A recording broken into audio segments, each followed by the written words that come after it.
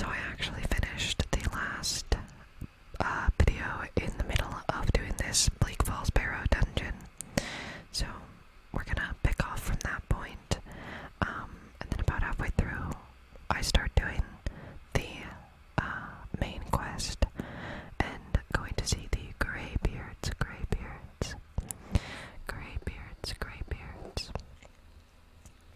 So when that happens, I will be talking about facts about the Greybeards, if that's okay with you guys. Anyway, wow, there's a really loud car outside my window. Welcome back. I'm really excited to do this series. I have my list of Skyrim and Elder Scrolls words and trigger words that I will be talking about throughout this video. So same idea as last time. Yeah, what do I say again? Oh yeah, right before. Don't forget to hit the subscribe button. If you haven't already, it's completely free. You can unsubscribe anytime, and it really helps out the channel. But you should only subscribe if you like the videos and the content that I make. Okay, let's just get into it now. So the last thing I talked about in my video was Akavir, and the people of Akavir who are called Akaviri. So next on my list is the word Thalmor. Now if you've played the Elder Scrolls V Skyrim, you will be highly aware of who the Thalmor are. The Thalmor are a isolated group of Ultimar or High Elves from the Somerset Isles, and they wish to preserve in quotations, the ancient ways of the Ultimar people. So that means preserving bloodlines, preserving ancient traditions, only worshipping the original 8 divines. So, for those of you who are unaware, Talos was technically a man at one point, a living, breathing, mortal man. And the Thalmor, along with several other Ultimar, do not recognize him as a deity because he was once a mortal man, and they think that men are inferior to elves. So that's why Talos worship is outlawed in Skyrim and the rest of the Empire, but obviously the main effect it has is mostly on Skyrim. So yeah, that's the Thalmor. Other people also, there are many conspiracies surrounding the Thalmor and what their true goal is. Many believe that the true goal is for them to conquer the entire continent of Tamriel and kind of return it, in quotations, to elven rule, because from the Merethic era to around the Middle First era, most of Tamriel was ruled by elves. So people like to theorize that that's what the Thalmor are getting at. And you could take that even a step further, because some people believe that Thalmor are actually trying to return themselves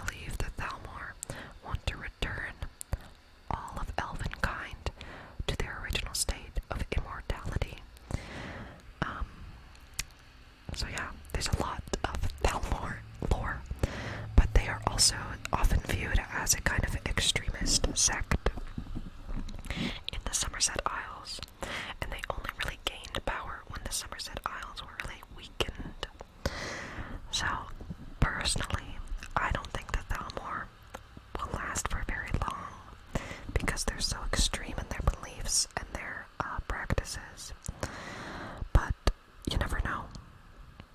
Tell me what you guys think about the Thalmor. They also often come off as arrogant and ignorant, and they have very, very intense superiority complexes. Thalmor, Thalmor, Thalmor, Thalmor, Thalmor, Thalmor. Thalmor, Thalmor, Thalmor, Thalmor, Thalmor, Thalmor, Thalmor.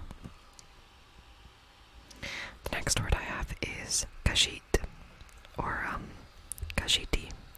So the Khajiit are the feline humanoid people of the province of Elsewhere. I love the name Elsewhere. I think it's such a cool name for the place. The Khajiit are a very interesting group of people on Tamriel. There's lots and lots and lots and lots and lots to talk about. I might at some point make a video about the Khajiit, but it'll be like 4 hours long because there's so much to talk about. The Khajiit worship lots of things. They worship the moons, the 2 moons, Secunda and Masser, that you can find in the sky over Tamriel. They worship Azura. Many Khajiit believe that at one point they were ancient elves until Azura transformed them into a more beautiful version of themselves, creating the Khajiit population. Another interesting thing about the Khajiit is that they actually, their physical appearance and abilities depend on the moon cycles. So, I can't remember the specifics, but if a certain Khajiit is born within a certain moon cycle, they can come out, they can have the appearance of a small house cat, a large lion or tiger, a regular Khajiit, like a humanoid Khajiit, a very small Khajiit, a very large, strong, weak. It's all very dependent on what time of year they are born, within which moon cycle. So that's very interesting. A direct effect of the planets on a population is very, very, very cool to me. The Khajiit also have an entirely different pantheon from the other races of Tamriel. Of course, it has similarities. Like I said, they worship the Daedric Prince Azura because they believe that she is the one who created them. But they also view everything through their lens of the world. So all of the gods, rather than being elves or men, which is how the other races view them, except for the Argonians, all of the gods take the form of Khajiit, and they often call them cats or kittens. You could also argue that within the Elder Scrolls universe there is quite a lot of racial prejudice against the Khajiit people, because they are often viewed as thieves. They're often viewed as sneaky and untrustworthy. So it's entirely possible that a lot of their lore and mythology has been,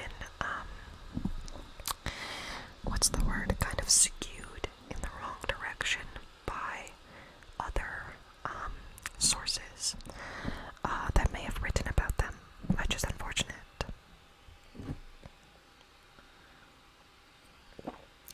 Sorry, I needed some water. So yeah, next up, I have the name Ysgramor. Ysgramor, Ysgramor, Ysgramor, Ysgramor, Ysgramor. If you have done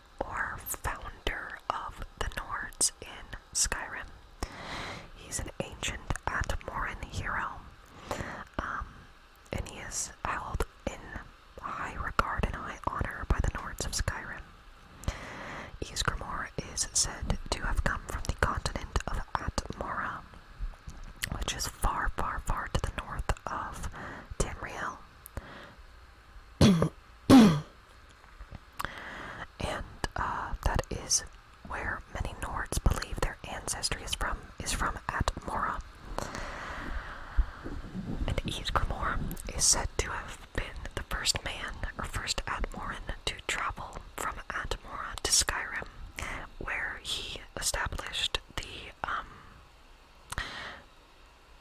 what is it called? Settlement of Sarthal in what is now called Winterhold. You can visit the settlement of Sarthal if you play The Elder Scrolls V Skyrim. So he established that settlement, and then unfortunately that settlement was actually raided and destroyed by the Snow Elves during an event called the Night of Tears. So everyone in Sarthal was actually killed except for Ysgramor and his two sons, whose names I can't remember, but they both start with a Y. Forgive me. So Ysgramor is said to have sailed back to Atmora to gather more people, and apparently he gathered 500 companions to travel back to Skyrim and defeat the Snow Elves and set up a new empire of sorts.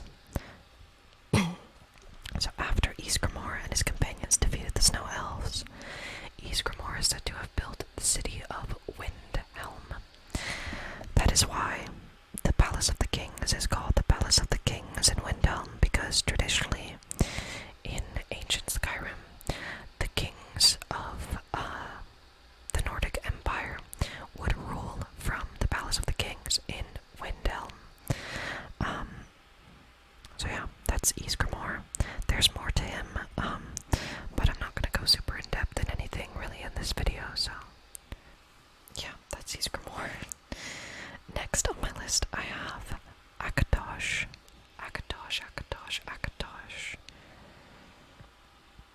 Akatosh is seen in the Nordic pantheon as the dragon god of the red dragon god of time, and I think its power at a time is highly associated with him, heavily associated, I should say.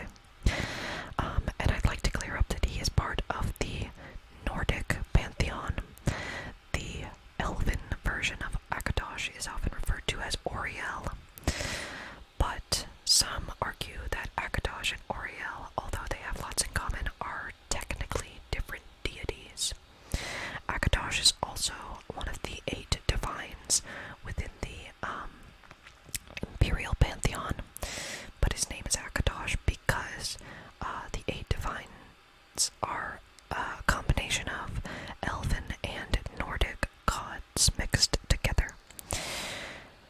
But Akatosh is particularly important to the Nords because he is the dragon god, and it is said that Akatosh is the one that originally gave Alessia the power of the Thuum.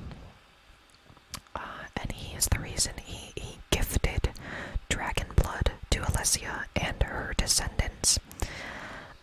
And I believe it was Akatosh who also gifted the Thuum to Tiber Septim or Talos. Not to be confused with Kinnereth, who gifted the language of the Thuum to man through Parthenox. The point is that Akatosh is extremely important to the Nords, and to those who use the Thuum or the shout of dragon language. Next word I have is Solstheim. Solstheim.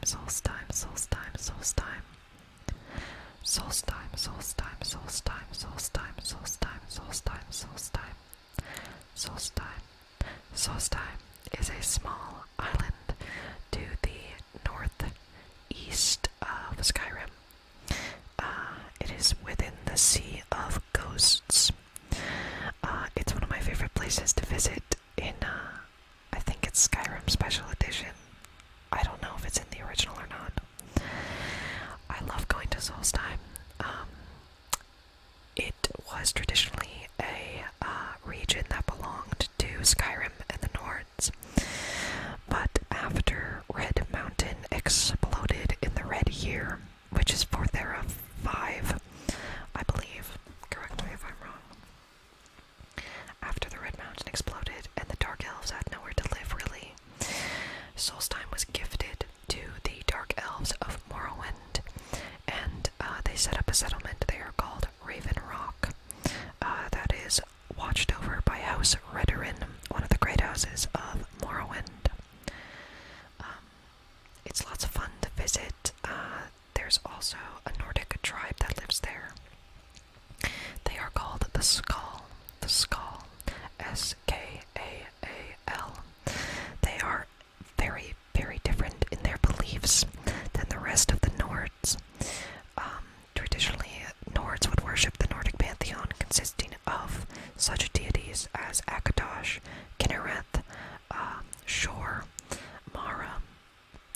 list. The Skull do not worship these deities. They only worship what they call the All-Maker. I'm assuming this is a monotheistic deity who is capable of everything. I believe that their beliefs consist that the All-Maker watches over them, protects them, connects them with nature and all living things. They also worship the stones of Solstheim, the Sunstone, the Waterstone, the Beast Stone, the Wind Stone. There's two other ones. I can't remember. Sorry, I'm going on a tangent about the skull. I just find them fascinating. You can also find werebears in Solstheim and a werewolf pack as well. And on the southeastern corner, there is a place called Telmithrin. It sticks out because there are lots of giant fungi, giant mushrooms growing everywhere, because a telephony wizard by the name of Neloth lives there and carries out his studies on the Dwemer from within Telmithrin. So yeah, that's Solstheim. Solstheim is really fun, in my opinion. I like to go to Solstheim just to walk around. I think it's cool. The next word I have is Hrothgar. Hrothgar. I'm really bad at saying it. Hrothgar. Hrothgar. Hrothgar. Hrothgar is the place that the Greybeards actually live. The Greybeards live they live on the throat of the world, which is the tallest and biggest mountain in all of Tamriel.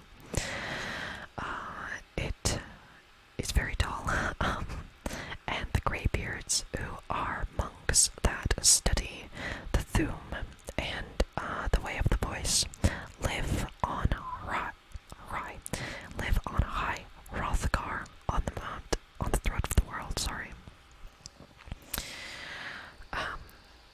There's also a mountain range to the south of Skyrim. I believe it borders between Skyrim and Cyrodiil and Hammerfell and High Rock, and these are called the Hrothgarian Mountains, but it's spelled differently. Hrothgar is Hrothgar. The Hrothgarian Mountains are spelled with a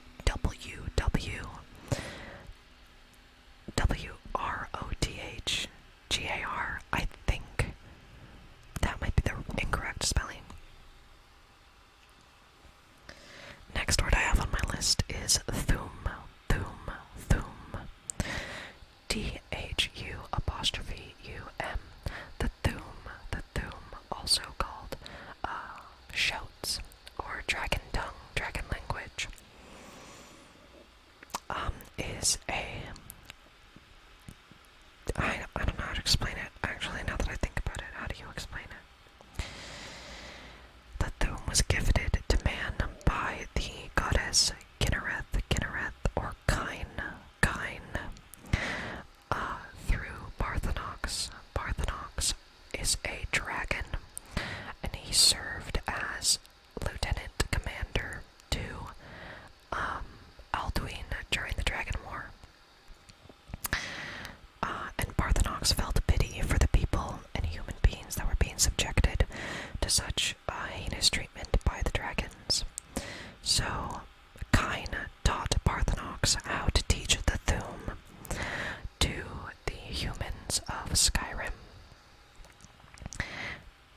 And now they use the Thuum, or the shouts, to take down their enemies, although by the time of the Elder Scrolls V Skyrim, being able to use the Thuum is something that only the Dragonborn can do, or something that only the Greybeards are capable of, because they dedicate their lives to studying it. It's an ancient art, very important to Nordic culture, but kind of lost in its ways by the time of the Fourth Era.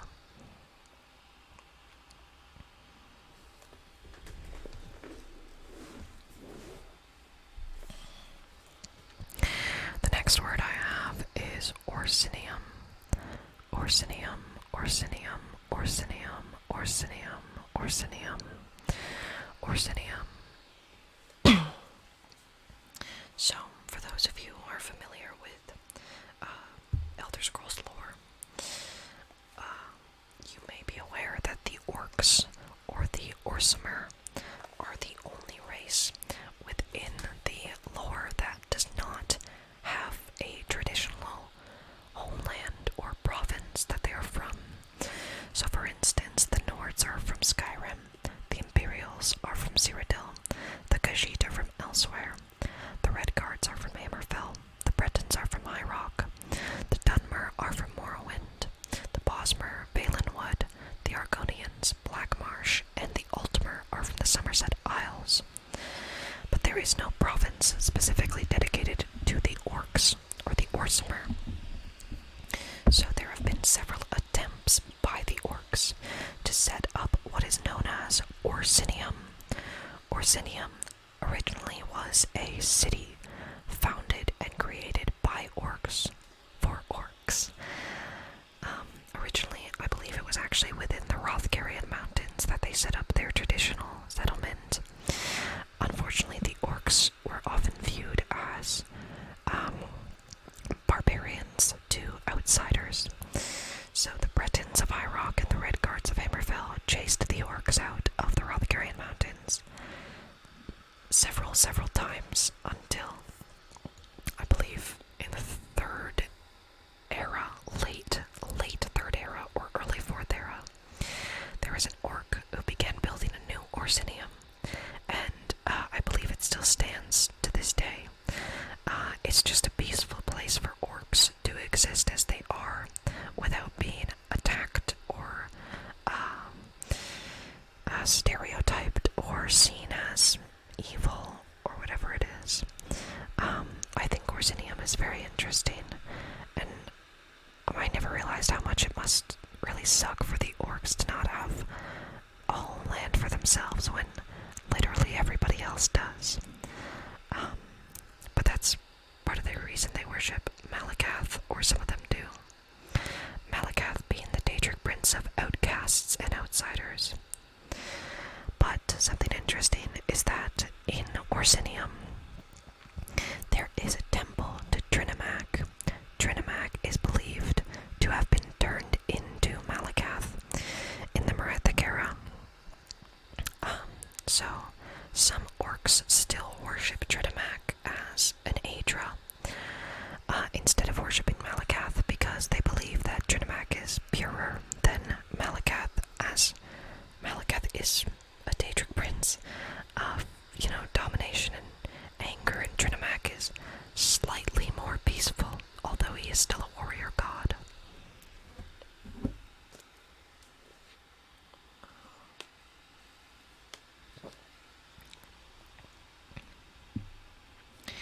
The next word I have is Sovngarde. Sovngarde. Sovngarde. Sovngarde. Sovngarde. Sovngarde. Sovngarde is the afterlife that the Nords believe they gain access to when they die in battle. So if you've ever heard of Valhalla, that's basically Sovngarde, and if it wasn't already extremely obvious, the Nords of Skyrim are heavily influenced by the real-life Norse people of Scandinavia and their ancient beliefs. So Sovngarde, you can actually travel there in the Elder Scrolls V Skyrim. This is where Ysgramor resides. This is where Jurgen Windgalar is. Almost every ancient Nord hero now resides in Sovngarde.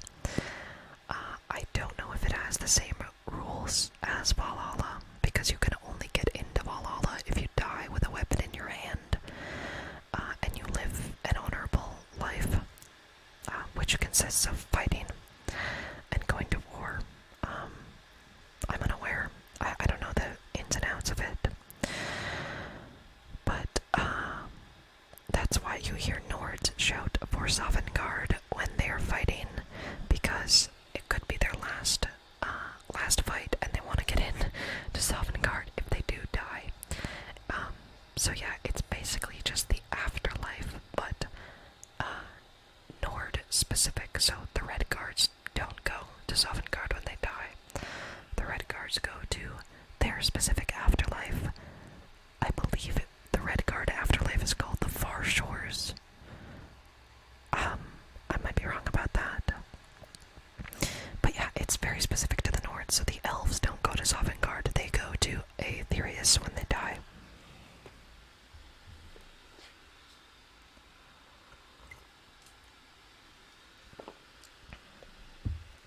So speaking of the Red Guards, the next word I have is Ragada.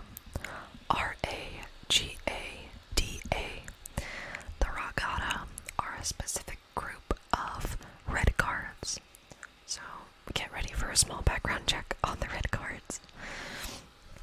The Red Guards are traditionally from a continent called Yokuda.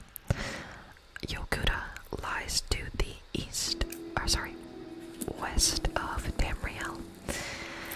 And at some point in the early First Era, Yokuda sunk into the ocean, forcing the Yokudan population to flee as refugees from their homeland. And the closest they could find was Tamriel to the east, and the closest province they found was Hammerfell, which is where they are from now. That's what they're known for. The Ragada were a specific group of Red Guards, or Yokudans, that were trained to fight anything and everything. They were basically sent to Hammerfell to clean it out, get rid of any big dangerous monsters. And if you've ever been to Hammerfell, you know that it's full of huge dangerous monsters, especially in the Alakir Desert. So before the Ragada arrived in Hammerfell, there were Aelids, Needs, probably some Bretons, some elves living in Hammerfell, along with giant scorpions in the Alakir Desert and other huge megafauna. And the Ragada basically destroyed all of these, annihilated them, so that the rest of their population could migrate to Hammerfell and set up settlements there without being attacked or raided by the original inhabitants. In the hold. A hero. And Ragada The title of fame eventually is an honor, devolved a gift for your into service. Red Guard. Guards will know to look the other way Ragada. if you tell them who you are. Red Guard. As So my it's not fame, actually their I'm traditional sworn to name, your it's just the service. Tamrielic version I'll of guard you and all their you name. own with my life. I think that's very cool, though. the The way. Red Guards definitely have a super intricate history that I would love to know more about. But yeah, that's super cool. I was actually reading a comment on my last video. Someone was discussing the likelihood of pure, in quotations, pure bloodlines in like Nedic blood. This is hard to explain. Anyway, the point is that when the Ragada took over the Alakir Desert and the rest of Hammerfell, there was a very large Nedic population. If you want to know more about the Needs, I just came out with a video on my channel, you can go check it out. There was a large Nedic population in Hammerfell at the time. And it is said that the Red Guards annihilated this population. Just killed them all off. I think it's much more likely that they actually interbred with the Needs, and probably assimilated the Needs into the Red Guard culture, which is why we see some of Red Guard culture actually reflecting Nedic traditions as well. But that's just a game theory, so take it for what it is. The next word I have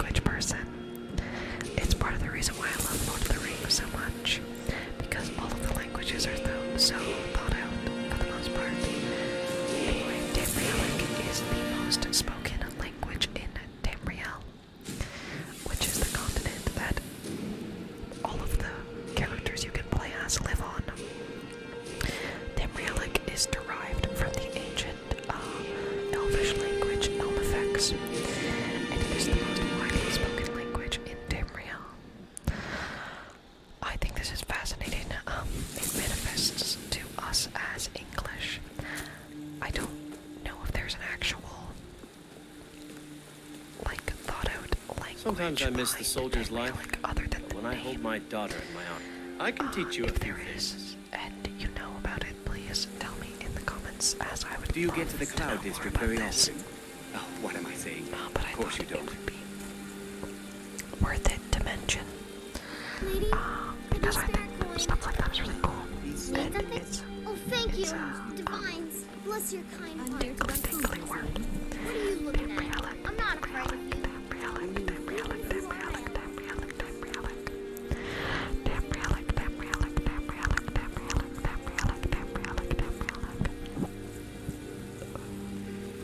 Here you can see I was trying to find better armor, because I want to main light armor. But she didn't really have anything useful, so I gave up on that anyway. The next word I have is Satakal. Satakal, Satakal, Satakal, Satakal. Back to the red guards. So, because the Yogudins are from an entirely different continent, they have an entirely different culture, an entirely different way of life, an entirely different set of beliefs and pantheons, an entirely different set of gods that they believe in, except for Mara. They have Mara. I think Mara she might be named something else. Check inside the She's shop. everywhere. I I'm don't sorry, I claim can't to be get the over it. best. It's so funny. Blades, helmets, Anyway, pretty much anything to suit your Satakal, needs. according to the Yogudin pantheon, is what they call the world snake. Now, for those of you who might be familiar with Norse mythology, you might be aware of the giant world snake in that pantheon called Jormungandr. Jormungandr is what I believe is called an Ouroboros. It is a snake that is eating its own tail, so eventually it'll just eat itself. Satakal is said to surround the world that the Red Guards live on, and that Satakal, every time he sheds his scales, a new world begins, or a new like timeline begins, if that makes sense. It's really hard to explain. There's a lot going on behind Satakal and his shedding and his scales and stuff like that. But I thought the word was really tingly. Satakal, Satakal, Satakal, Satakal, Satakal, Satakal, Satakal, Satakal. It's much harder than it looks to actually explain certain cultural beliefs, because they're very complex ideas. And it's not like this idea of a snake eating itself comes from the Elder Scrolls only. Like, there's lots of cultures that have this imagery and this symbolism.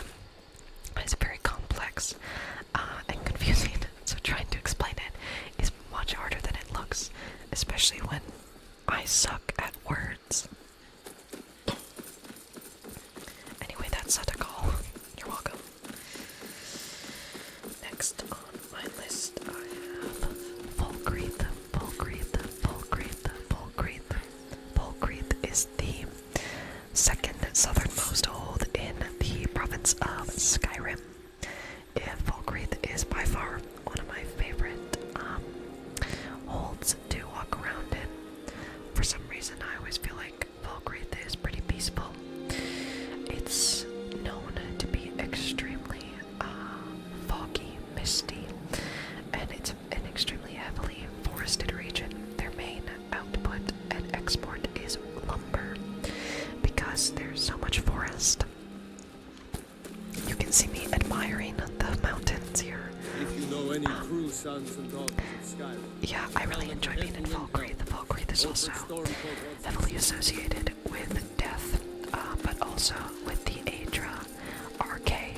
Arche is the Aedra of life, death, ends and beginnings, dawn, dusk. That's actually Azura's thing, but anyway. Volgreath is heavily associated with that, and they have the largest graveyard in all of Skyrim. So, if you're looking to mourn or grieve, you should go to Volgreath. Yeah, I don't know, something about Volgreath kind of puts me at peace. I've been hunting hunting and fishing in bears these and parts giants for and years. stuff, but for some reason I just feel really nice when I'm walking around in Falkreath. It's just a nice place. It's just a solid place to be in. Next, I have Artaeum. Artaeum. Artaeum. Artaeum is an island that is part of the Somerset Isles in the southwest of Tamriel. It is the island that the Sijic monks of the Sijic Order live on and practice their beliefs and meditations on. If you want to know more about the Sijics and the Sijic Order, you can go watch that video on my channel. It's kind of popping off lately, so thank you so much for that. Artaeum is known to Greetings, sister. literally You look disappear the off the finest face of the skooma, earth. the sweetest moon sugar. It just at a disappears. fair price, of The course. first time it disappeared, everyone thought that it was destroyed and that everybody on the island died, Snitch, eh? until it reappeared 500 years Guards later. now, can I? Nobody knows why or how. Many people theorize that it is the Sijic monks themselves, because the Sijic monks do hold powers that are unknown to anyone outside of the order. So it's possible the Sijic monks make the island disappear with their powers for the sake of meditation and isolation, but it is unknown. Another interesting fact about Artaeum is that there actually exists a place called the Dreaming Cave on this island, and it is a direct portal to Oblivion. So if you want to go into any of the thousands of realms of Oblivion, you just gotta go to Artaeum. It is known, actually, that Sotha Sil, members of the Tribunal of Morrowind, actually used the Dreaming Cave to access the Oblivion realm of Cold Harbor belonging to Molag Bal to create the Cold Harbor contract in First Era 2940. That might be the wrong date. Anyway, Artaeum is a very cool, confusing island.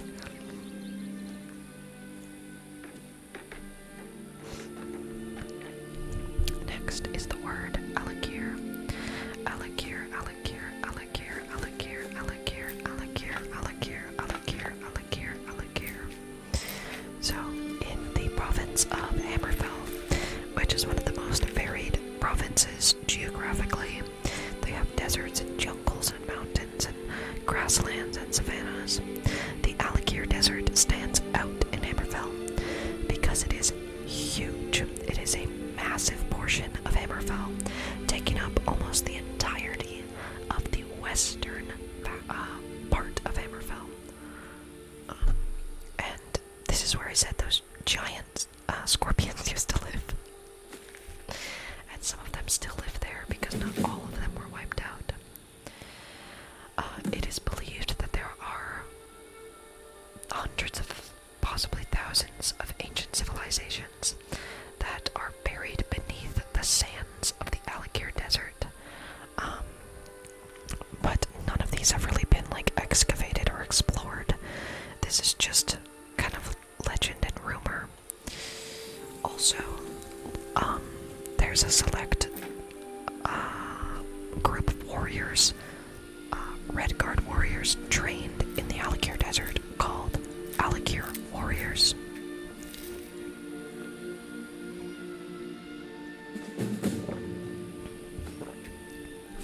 Alakir, Alakir, Alakir, Alakir, Alakir, Alakir, Alakir, Alakir, Alakir, Alakir, Alakir, Alakir. Why did my frames drop? Oh, I have to collect my alchemy ingredients. I knew from the moment I started playing Skyrim that I would be so obsessed with alchemy because I wish I could be an alchemist in real life. Don't you think that would be cool? This is a side tangent. I just think it would be fun to be like an alchemist and make potions. I feel like if I lived in Tamriel, I would be an alchemist. I don't know. I just like the idea of mixing stuff around and making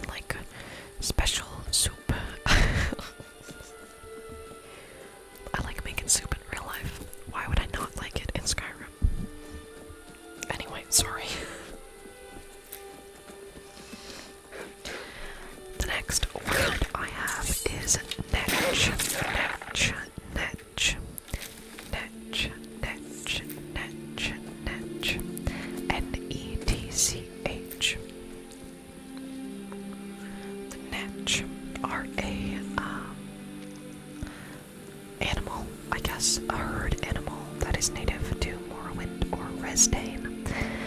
And I just think they're really cool and I wanted to include them. They make funny noises. They drop netch jelly, which is an alchemical ingredient. I can't remember what it's used for, but it is one.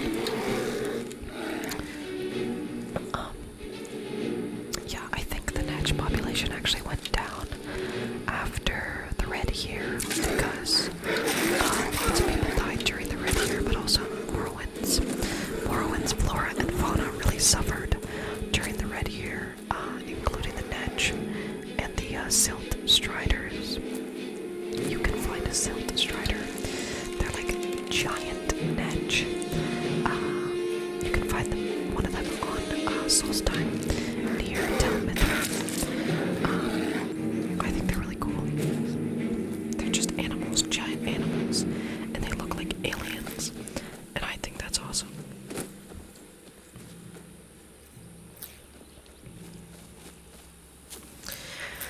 The next word I have is kvatch. Kvatch. Kvatch. Kvatch. Kvatch. Kvatch. Kvatch. Kvatch. K-V-A-T-C-H. Yeah, Kvatch. Kvatch is a city in Cyrodiil in the Empire, and it was actually destroyed by Mehrunes Dagon in the Third Era during the Oblivion Crisis, I believe. It was rebuilt, but the destruction of the city caused a lot of havoc and chaos and fear, which is generally what Mehrunes Dagon does when he shows up on Tamriel. Also, the hero of Kvatch, which I believe is the protagonist of Oblivion. Looks like that's it. The Elder Scrolls 4 Oblivion.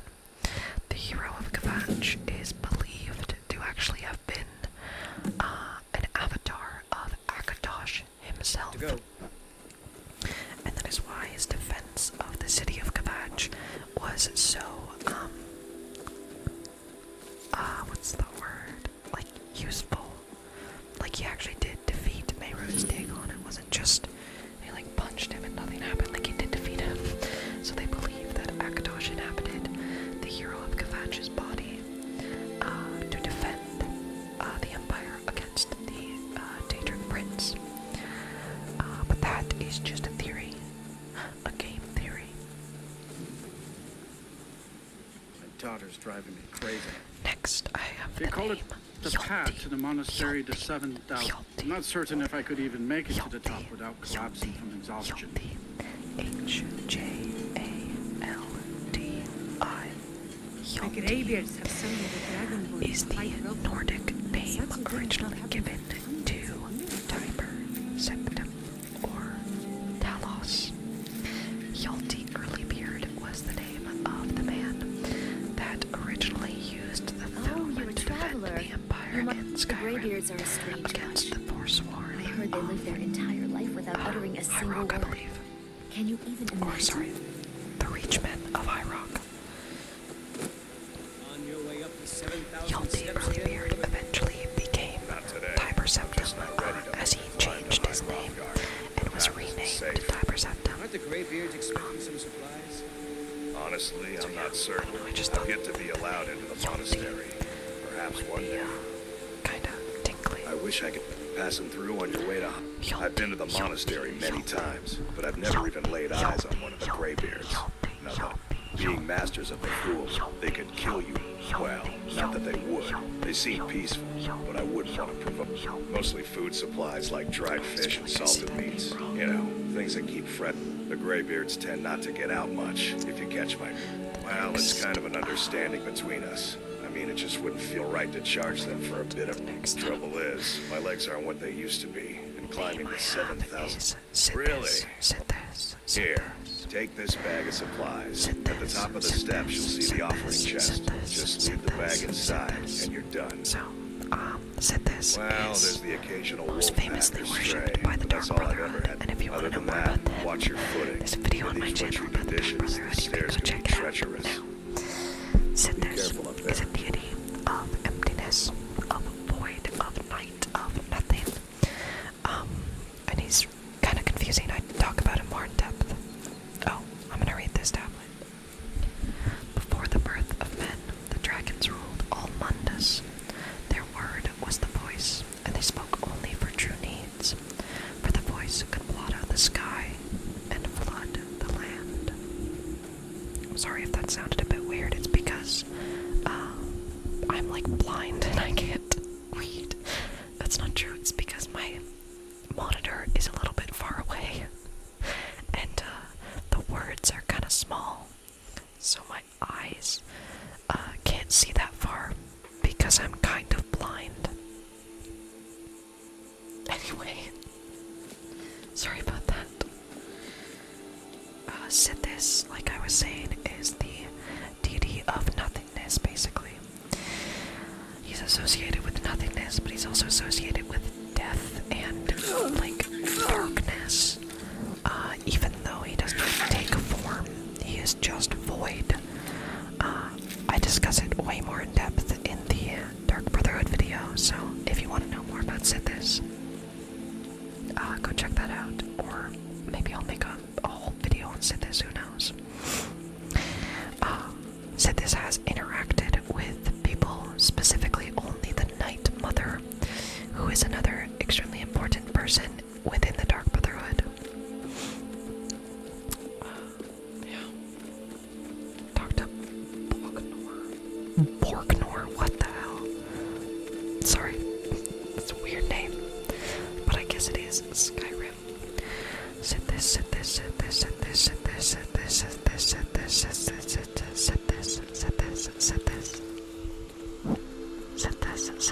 Keep an eye out for wolves if you're headed up the path to High Rockgast.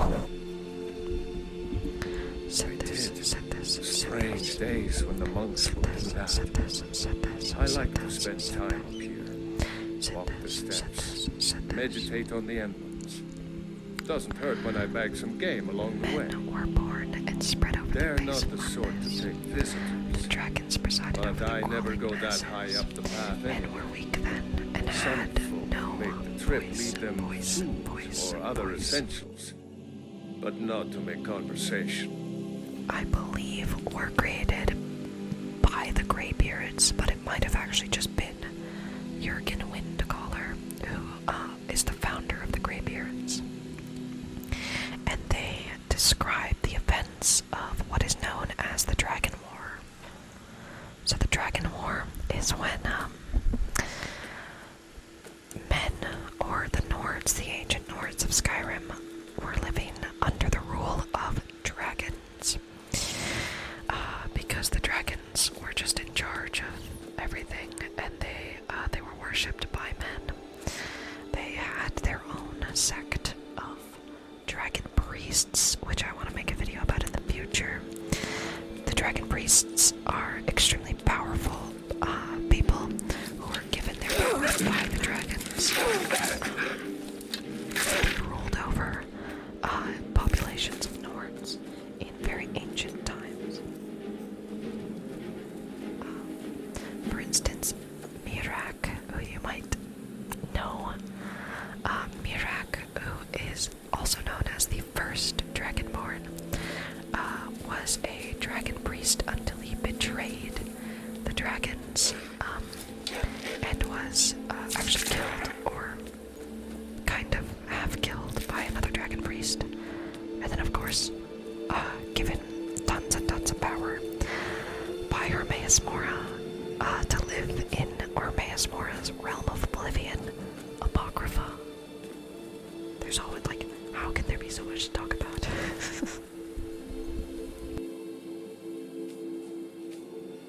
Pilgrim left here, don't worry about it. The fledgling spirits of men were strong in old times, unafraid to war with dragons and their voices. But the dragons only shouted them down and broke their hearts. So even though the ancient men stood no chance against the dragons pushed back over and over and over and over. They still fought. It's probably why Nords are so stubborn. Why am I so sassy? Sorry. What's the next word?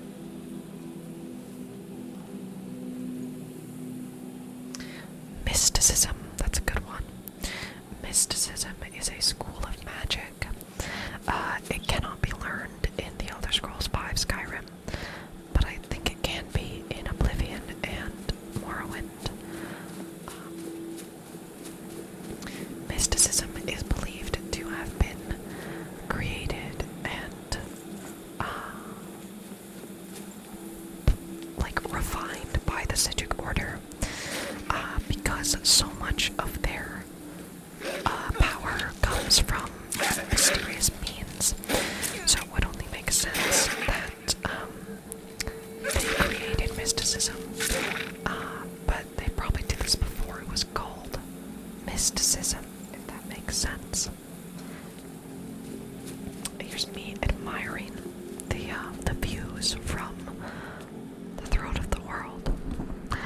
Mysticism, mysticism, mysticism, mysticism, mysticism, mysticism, mysticism. Mysticism, mysticism, mysticism, mysticism, mysticism, mysticism, mysticism. Mysticism, mysticism, mysticism, mysticism. Mysticism, mysticism, mysticism. I can't believe there are just people who are casually walking up the tallest mountain in the known world. I get it, they're religious and they're doing this for a reason, but it's dude, this is the scariest mountain in the world and you're just walking up it. Keep an eye out for wolves if you're headed up the path to High Rothgar. Just a pilgrim. I'd prefer to leave it at that if you don't mind. Walking the steps, meditating on the emblems. I was just outside Iverstead when it happened. It's an exciting moment. Nothing like this has happened in centuries. Were also an ancient Nordic force. The tongues were the most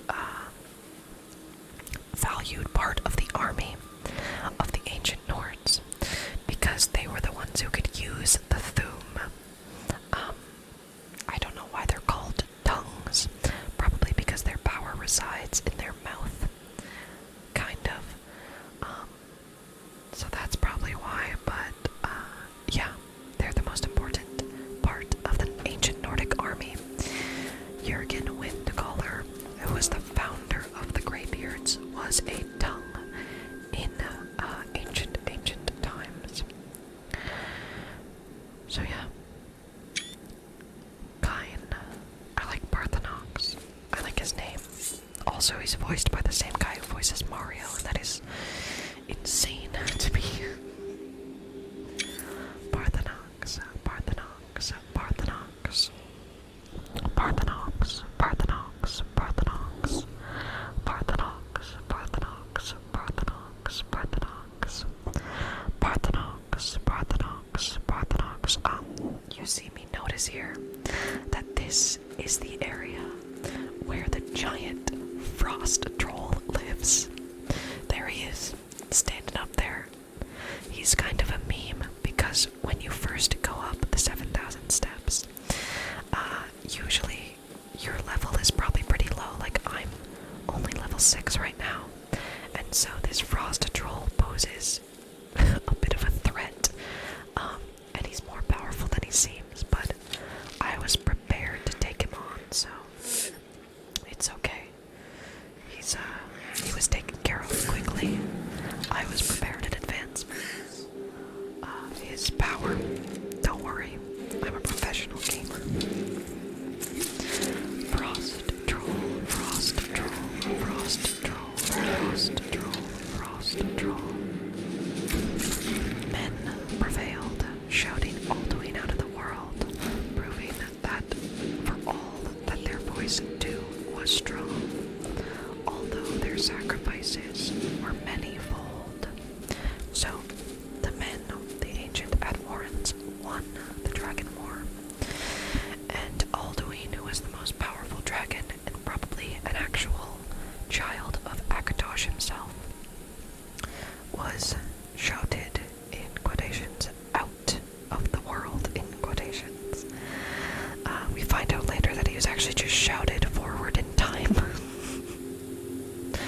Yes, fine. Here's a beautiful view of the province of Skyrim. I think that over there is... You know what? I'm actually not smart enough to figure out what that is. That's fine. I forgot what I was talking about. Oh, the Dragon War. Anyway, they shouted Alduin out of the world. And then the Nords kind of got cocky after this. Because, you know, they defeated the Dragon Lords.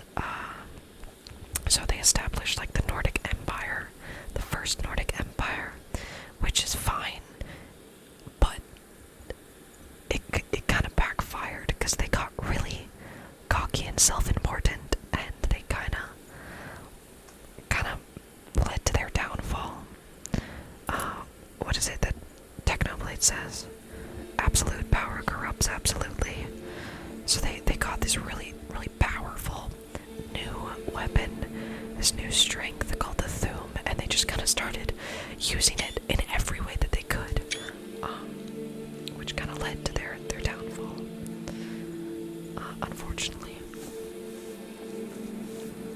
I think the next tablet talks about it. There it is. Gotta get those snowberries. With roaring tongues, the Sky Children conquer, founding the first empire with sword and voice, whilst the dragons with their power to conquer the rest of Skyrim, kick out all the elves, and they started conquering other places like High Rock and Morrowind. The Morrowind one does not go so well, but it will talk about it in the next tablet. Parthenox, Parthenox, Parthenox. I actually have a whole set of notes dedicated to the Greybeards. I just haven't made a video about them yet. The tongues of Red Mountain went away, humbled. Jurgen Windcaller began his 7-year meditation to understand how strong voices could fail. So the Nords went to war with the elves of Resdane or Morrowind and lost the battle. They lost the Battle of Red Mountain. This is not the Battle of Red Mountain between the Dwemer and the Dunmer, or the Chimer. This is the Battle of Red Mountain between the Dwemer, the Chimer, and the Nords. It's very hard to explain. It took place before the more well-known one.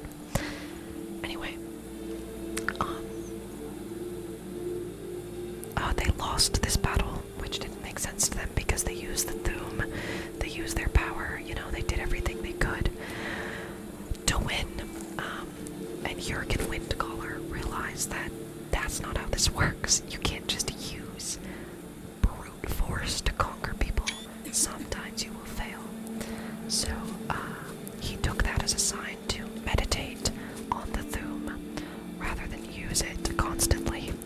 So he did a 7-year meditation, thinking of what would be a better use of the Thuum than just flat out conquering and stuff, which led to the creation of the Greybeards eventually. Oh, sorry about all this. I'm just taking pictures for the thumbnail. Because I want the thumbnail to be good. But isn't this a good thumbnail? I mean, look at that. It's cool.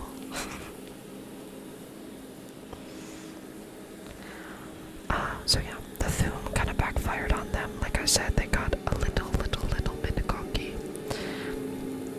So then Jurgen Windcaller came up here, built that High Hrothgar, and established the Greybeards. Now here we see a picture or a statue of Talos or Tiber Septim. And this etched tablet will explain why Tiber Septim is there.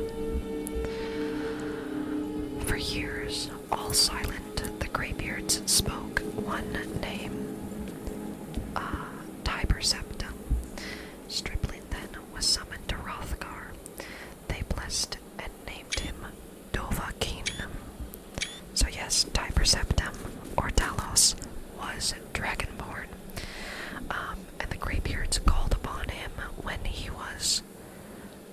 very young, before he was emperor, before he conquered all of Tamriel, the Greybeards called upon him and named him Dragonborn or Dovahkiin. And then they taught him how to use his Thum correctly. So that's very cool. That's where I think I'm gonna end this. I'm gonna let this play for the rest of however long, like 10 minutes, whatever's left. Thank you all so much for watching and listening. I'm gonna try to upload one of these videos every Monday. Hopefully that's cool with you guys. And there will be a lore video coming soon about the Dark Elves. I know I've been talking about it for a while, but there is a lot to write down about them, so hopefully that'll come out soon, and I will see you all in the next video. Thank you so much for watching. Good night, good night, good night, good night, good night, good night, good night, good night, good night, good night, good night, good night, good night, good night, good night, good night, good night, good night, good night.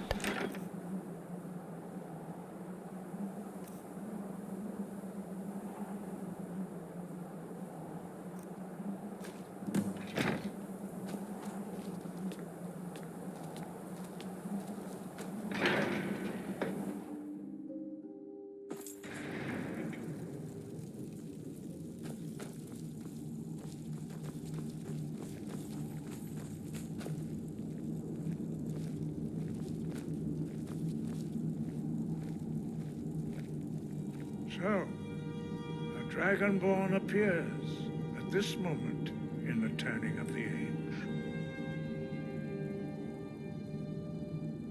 First, let us see if you truly are Dragonborn. Let us taste of your voice.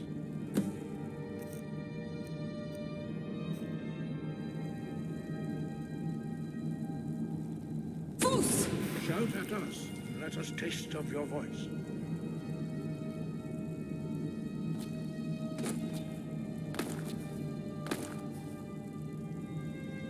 Fus! Dragonborn, it is you. Welcome to High Hrothgar. I am Master Angir. I speak for the Greybeards. Now, tell me, Dragonborn, why have you come here?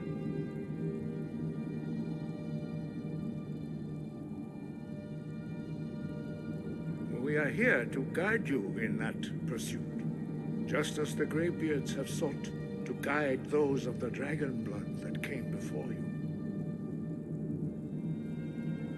You are not the first. There have been many of the dragon blood since Akatosh first bestowed that gift upon mortal kind. Whether you are the only dragonborn of this age, that is not ours to know. You are the only one that has been revealed thus far. That is all I can say. We are the Greybeards, followers of the Way of the Voice. You stand in High Hrothgar, on the slopes of Kinnarith's sacred mountain. Here we commune with the voice of the sky and strive to achieve balance between our inner and outer selves. You have shown that you are dragon, but do you have the discipline and temperament to follow the path laid out for you? That remains to be seen. Without training, you have already taken the first steps towards projecting your voice into a thum, a shout. Now let us see if you are willing and able to learn. When you shout, you speak in the language of dragons. Thus, your dragon blood gives you an inborn ability to learn words of power. All shouts are made up of 3 words of power.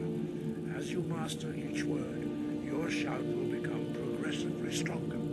Master Einarth will now teach you Ro, the second word in Unrelenting Force. Ro means balance in the dragon tongue. Combine it with Fus, force, to focus your thumb more sharply. Ro.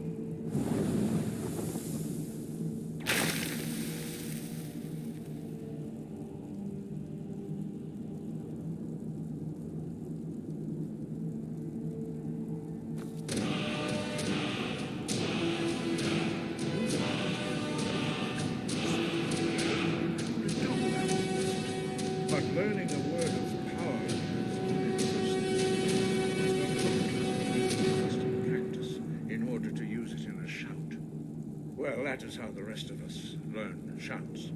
As Dragonborn, you can absorb a slain dragon's life force and knowledge directly. As part of your initiation, Master Einard will allow you to tap into his understanding of rope.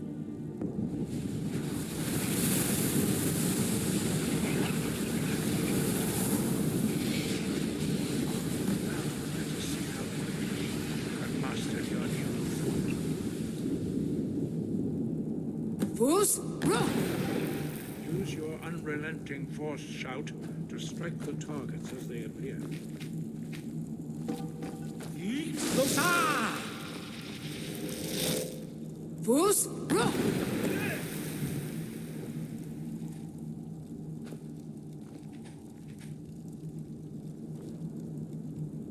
Well done. Again.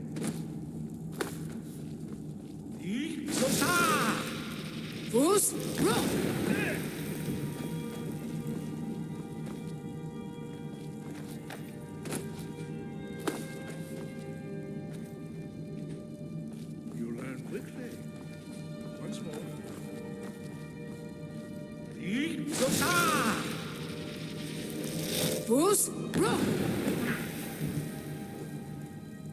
Impressive. Your thumb is precise. You show great promise, Dragonborn. We will perform your next trial in the courtyard. Follow Master Boy.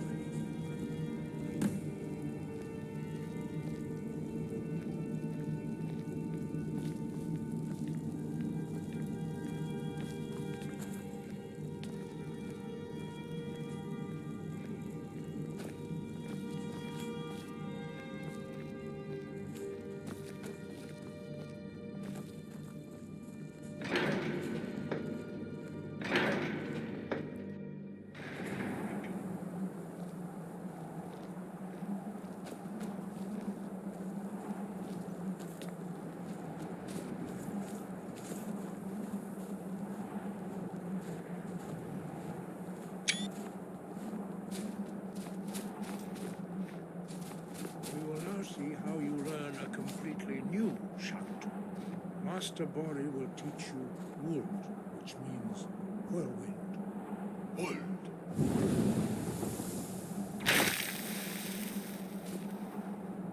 You must hear the word within yourself before you can project it into a thum. Approach Master Bori.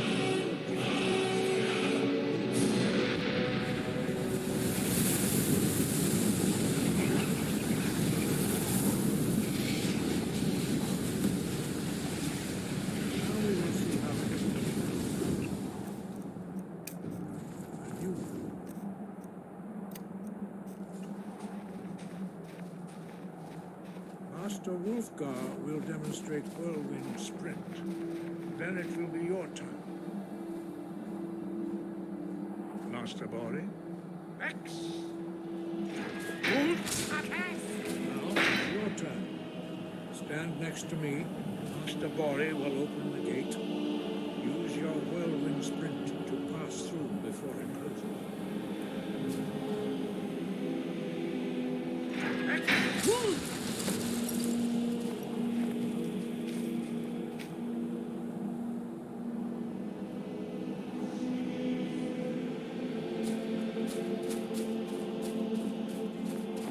Your quick mastery of a new thum is astonishing. I'd heard the stories of the abilities of Dragonborn, but to see it for myself.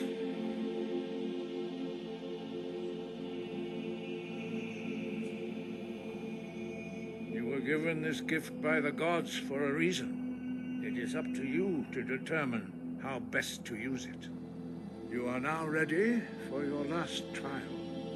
Retrieve the horn of Jürgen Windcaller, our founder, from his tomb in the ancient fane of Ostengraf. Remain true to the way of the voice, and you will return.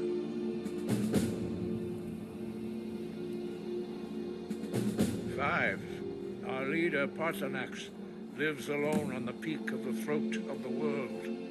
When your voice can open the path, you will know you are ready to speak to him.